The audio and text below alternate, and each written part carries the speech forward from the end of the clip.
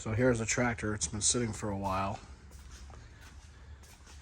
I'm not real familiar with these, so I'm not real familiar on how to get them started. Oh, it's just some paper.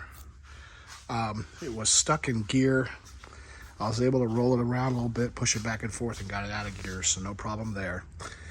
But I will show you me attempting to start it. You got to push that lever with your foot. It helps you get the kick. It doesn't do anything. So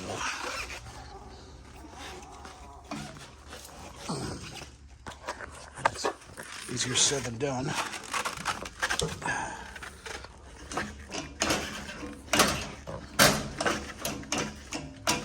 So it's doing nothing. I know the battery was new when it was restored. My guess is the battery is dead. I'm guessing the problem is the 6-volt system. So I have to get a 6-volt charger and put it on it and take it from there. So that's where we're at.